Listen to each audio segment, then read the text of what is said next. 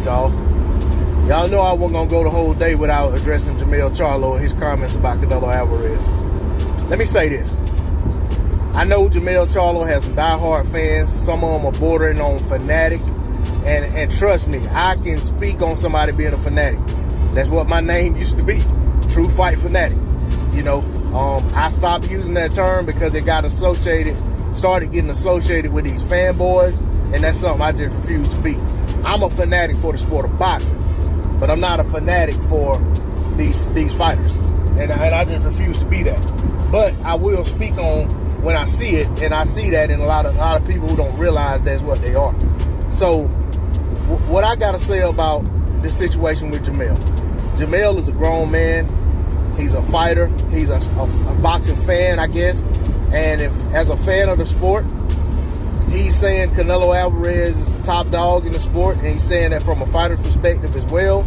I respect his opinion, but what I will say about that, whether he feels that or not, I don't think it serves him well to state that. And this is why I say this. Canelo Alvarez doesn't show these guys the respect that I feel like he should show them. He's been dismissive of them. He didn't fight Jermell when the opportunity was there for Jermell to get that fight down at 54. I hear talk now that he's going to fight both Charlos after he fights Bitter BF and all these other people. And I even commented on the Boxing Voice and said to Ness that, hey, nothing in Canelo's history doesn't show us that he's going to take these fights. And of course, you know, Ness felt some type of way, got like, you know, and I'm sure not to say he took it personal toward me, but he felt the need to get defensive of Canelo and to state, Canelo fights everybody. When has Canelo ever said he's gonna fight somebody and don't fight him? And I'm not gonna get into all that. I mean, the history's there, but I said that for good reason. And I bring that up because in this situation, I feel like Charlo may be saying this, and I mean Jermell, because he's figuring the talking down on Canelo doesn't get it done. Maybe the best approach is to praise Canelo, give him props, give him his credit, build him up.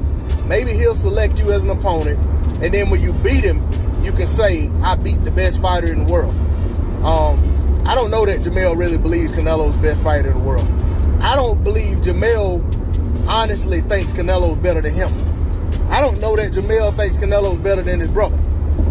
You know what I'm saying? So I hear what he's saying, and I hear people taking that, running with it, and saying that, you know, basically if Jermell Charlo's saying this, it must be true. I don't agree with that. And I've said more than one time, I don't think these fighters need to be kissing Canelo's Converses. I don't think they need to be showing up at his fight, supporting the event. I don't think they need to be acting like they're in all this guy. I understand certain things that Canelo has going on that they want for themselves and that any fighter would want in terms of the favoritism that he gets, in terms of the paydays that he gets, in terms of being able to make the terms and call the shots, all of that. I understand and I respect that. But at the end of the day, I just do not agree to these guys taking a backseat to Canelo in terms of what they state about how they feel about the sport. But I will say this once again. If that's the guy's honest opinion, I respect that. I'm not going to sit here and talk down on him for stating it. I'm just stating how I feel about it. D-Lo 404 Boxing. Like, share, comment, and subscribe. That's all I got to say on that. I'm out. Peace.